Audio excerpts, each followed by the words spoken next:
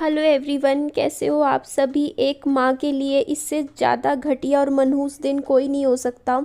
ये 20 सितंबर 2022 का दिन मैं कभी ज़िंदगी में नहीं भूल सकती। इससे पहले मेरी ज़िंदगी में दुख ज़रूर थे, मेरे हस्बैंड के जाने का दुख था, लेकिन मेरे को चलो ये था कि चलो कोई नहीं, एक दिन मेरा बच्चा मेरा सहारा बनेगा, बड़ा होगा। एक माँ अपने बच्चे से आप समझ सकते हो कि कितना प्यार करती है। और हुआ क्या था कि इस टाइम जब विहान का ये टेस्ट होने लग रहा था ना, मैं कसम से बोलती हूँ मेरे अंदर 1% भी नहीं था कि विहान की रिपोर्ट में कुछ गड़बड़ आएगी। मेरे मन में सिर्फ़ और सिर्फ ये था कि हम सिर्फ अपना दिल का वहम दूर करने के लिए यहाँ पे आए हैं। और वो भी मैं तो ये टेस्ट करवाना भी नहीं चाहती थी। एक बार के लिए मैंने सोचा था कि मेरे बच्चे को ऐसा कुछ नहीं हो सकता, पर फिर भी आपको पता ही है, मेरे भाई ने बोला था मुझे, उसको कुछ लग रहा है कि कुछ ऐसी दिक्कत, करवाना चाहिए टेस्ट। उसने मुझे 2-3 बार बोला था पीछे कुछ टाइम में, तो मैं भी राज़ी हो गई। मैंने कहा ठीक है। पापा जी भी अगेंस्ट थे इस टेस्ट को करवाने के।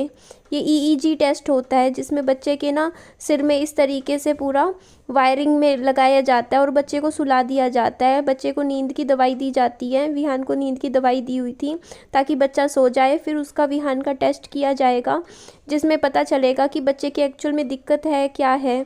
तो मैं इस टाइम तक बहुत नॉर्मल थी, अपना बैठी थी, मतलब निश्चिंत होके। मुझे था चलो ठीक है, अब बैठे हैं तो रिपोर्ट के लिए बोला था कि रिपोर्ट 1 घंटे में मिलेगी।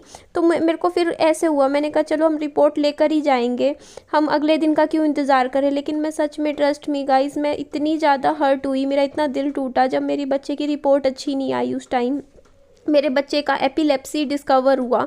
डॉक्टर ने बताया कि मेरे बच्चे को एपिलेप्सी की दिक्कत है। एपिलेप्सी को हिंदी में कहते हैं मिर्गी। मिर्गी में क्या होता है कि मतलब उसको वो वाला था जैसे आइज़ का, मतलब होता नहीं है कि बच्चे को कुछ सेकंड्स का जो भी होता है। तो मेरे को बहुत दिल पे धक्का लगा, मैं बहुत रोई उस टाइम, बहुत ज़्यादा। मेरा दिल टूट गया था एकदम से कि ऐसे कैसे हो गया, मतलब बिल्कुल मन में इतनी सी भी नहीं थी। हाँ, लेकिन मैंने आपको एक बार बताया ज़रूर था इससे पहले की वीडियोज़ में। मैं बोलती थी कि मुझे ना पता नहीं क्यों ऐसा लगता है कि विहान को कुछ दिक्कत है। मुझे नहीं पता क्या दिक्कत है, क्योंकि एक दिन क्या हुआ ना कि ये खेलता खेलता ऐसे गिर गया था और मुझे समझ नहीं आया इसको हुआ क्या। और कुछ टाइम मैं उसको लेके विहान को ना, इस दिन से सिर्फ 10 दिन पहले की बात थी, मैं विहान को लेके ना भागी हॉस्पिटल में। और जब मैं हॉस्पिटल में गई तो विहान एकदम ठीक, मतलब बिल्कुल एकदम चक्कर खा के जैसे गिर गया बच्चा, ऐसे गिरा पड़ा। मैं ऐसे होगी कि बेहोश हो गया, बच्चे को हुआ क्या। और उसके बाद जब मैं डॉक्टर तक लेके गई उसको, मतलब ऑटो करवा के जैसे भी गई, मैं जब गई जब मतलब टाइम आया बच्चे को दिखाने का, तब तक विहान एकदम ठीक, अच्छा खासा खेल रहा। तो मैं वापस आ गई। मेरे को समझ नहीं आया कि इसके साथ दिक्कत क्या बनी थी उस टाइम। तो यहाँ पे देखिए इस तरीके से पूरा ये स्क्रीन पर ना टेस्ट किया जाता है, ये वाला ईईजी टेस्ट। ये हमने जिंदल हॉस्पिटल से करवाया था, क्योंकि हमारे शहर में ना हर जगह नहीं होता ये टेस्ट। और इसको देखो, बच्चे को फिर बाहर बैठाया था, कहा था ये इसको मैंने गंजा भी करवाना पड़ता है इस टेस्ट के लिए। तो यहाँ पे हम देखो कैंटीन में पापा जी मैं बैठे हुए थे हम सब, क्योंकि हमें ना टेस्ट की रिपोर्ट लेनी थी। तो कहा कि चलो हम अब बाहर घर जाएंगे, फिर अगले दिन आएंगे, उससे बढ़िया हम रिपोर्ट लेके ही जाएंगे। पर जब हमें रिपोर्ट मैंने हाथ में आई ना, सच में मेरे पाँव से ज़मीन खिसक गई। इतना ज़्यादा मेरा दिल पे धक्का लगा। एक माँ के लिए पहली चोट तो मेरे को मिली गई थी मेरे हस्बैंड की तरफ से, जब मेरे हस्बैंड इस दुनिया से गुजरे। बस एक उम्मीद होती है एक इंसान को, अपना बच्चा ही दिखता है। लेकिन वो बच्चे के बारे में जब इतनी बड़ी बात पता चली, लेकिन सोच के देखो मेरे ससुराल में से कोई भी नहीं आया, कोई भी नहीं। इतनी बड़ी बात मेरे बच्चे के साथ हो गई। 1.5 साल तक मैं इस बात को, अब 1.5 साल हो चुका है, 1.5 साल में भी ना मैंने उनको इतनी बार फ़ोन किया, लेकिन वो लोग भी अपने इस बीमार पोते को देखने तक नहीं आए। सोच के देखो, फाइनेंशियल हेल्प तो दूर की बात है, आप कहोगे ना कि इस विहान के इलाज पे पैसे लगा देते वो लोग या कुछ भी, लेकिन वो लोग तो देखने भी नहीं आए। बल्कि मैंने इतनी बार वीडियो में ये बात मैंने बोली भी कि ना देखो बीमार था विहान, देखने नहीं आए, वो तब भी नहीं आए। सोच के देखो उनका दिल कितना पत्थर का होगा कि उनके घर का पोता इतना बीमार हुआ। दिल सहम जाए कोई भी ये वीडियो देख के ना, किसी का भी दिल में इतना वो दुख हो। मेरी रिश्तेदारी में सब इतना रोए हैं, मेरे को पता है, मेरी फैमिली में मेरी मम्मी की तरफ, क्योंकि उनको इतना दुख हुआ कि ऐसे कैसे हो गया बच्चे के साथ, छोटे से बच्चे के साथ। इसका फिर बस हमारे हाथ हाथ में क्या था कि हमें तो इलाज करवाना था। बट लेकिन वहाँ से देखो जो आज मतलब इतना दिखाते हैं कि हमें प्यार है विहान से, लेकिन उस टाइम प्यार कहाँ गया था इस बच्चे के लिए। क्या उस एक इतना सा भी, सिर्फ 4 घंटे का सफ़र भी नहीं उन लोगों से तय हुआ कि बच्चे को देखने आ सकें ऐसी हालत में कि बच्चा इतना बीमार है। एक बार लोग ना पड़ोसियों के भी परिवार में कुछ हो जाता है ना तब भी चले जाते हैं, रिश्तेदारों के भी चले जाते हैं। ये तो उनका खुद का सगा खून था, क्या उनका इतना सा फ़र्ज़ नहीं बनता था कि एक बार आके देख जाए बच्चे को कि इतनी दिक्कत हो रही है, क्या दिक्कत है। कुछ भी नहीं। मैं यहाँ पे रो रही थी, मेरी आंखों में इतना आंसू आ गए थे क्योंकि मैं बहुत रोई। यहाँ पे नहीं रोई, उसके बाद भी मैं कई दिन डिप्रेशन में रही हूँ। मेरे को आप लोगों ने संभाला उस टाइम, आप सभी ने। तो अब आप ये सोचिए कि 22 सितंबर से आज क्या दिन हो गया है, आज फरवरी आ गया, 1.5 साल होने वाला है विहान के ट्रीटमेंट को। लेकिन मेरे को जो हिम्मत मिली ना, मैं तो बहुत पूरी तरीके से टूट गई थी। मैं कई दिन बस रोती रही। उस टाइम आप लोगों ने मुझे संभाला नहीं दी। इतने कमेंट्स आए मेरे पास उस टाइम मेरी वीडियोस पे, इतने भर भर के लोगों ने मुझे बोला मेरी बेटी के भी दिक्कत थी, उसका 3 साल इलाज चला, उसका ठीक हो गया, हम चंडीगढ़ लेके गए, वहाँ ठीक हो गया। मतलब इतनी हिम्मत मुझे मिली ना। आप लोगों ने मुझे कुछ यूट्यूबर्स के भी नाम बताए कि उसके बच्चे के भी होता है, देखो वो भी ठीक हो गया। इस तरीके से आपने मुझे इतनी हिम्मत दी, बोलते कि ना बस अब इसका प्रॉपर इलाज करवाओ बच्चे का। और अच्छी बात है, छोटी उम्र में पता चल गया। तो आप लोगों ने जब मुझे इतने मैसेजेस किए, मुझे थोड़ा सा हिम्मत मिली कि नहीं मैं अकेली नहीं हूँ इस जर्नी में। बहुत लोग ऐसे हैं जिनके बच्चों के साथ ऐसा हुआ है और उन लोगों ने दवाइयों से ठीक हो जाएगा, इस उम्मीद में मैंने फिर डॉक्टरी इलाज बच्चे का शुरू किया। शुरुआत में मुझे दिक्कत आई थी क्योंकि शुरुआत में जब मैं जिस हॉस्पिटल में गई ना, वहाँ इतना ज़्यादा खर्चा हुआ था मेरे पास उस टाइम पैसे भी नहीं थे। आपको पता है मैंने ये वाला घर लिया था उस टाइम, मेरे अकाउंट में उस टाइम 7 लाख रुपए थे और मैंने 7 के 7 लाख रुपए इस घर के लिए दे दिए थे। तो मेरा अकाउंट बिल्कुल खाली थे। और उस टाइम ना मेरा पता है कितना ज़्यादा, मतलब ये लगा लो कम से कम मेरा 80 से 90 हज़ार का खर्चा बैठ गया था उस 5 से 6 महीने के इलाज में विहान के। क्योंकि जिस हॉस्पिटल में मैं इलाज करवा रही थी वहाँ की दवाइयाँ बहुत महंगी थी, बहुत ज़्यादा। एक होती है जो सस्ती वाली दवाई होती है, एक होती है बहुत महंगी वाली। मतलब एक दवाई 4,000 रुपये की आती थी, एक दवाई महीने की। पता नहीं ऐसी महंगी महंगी दवाइयाँ थी।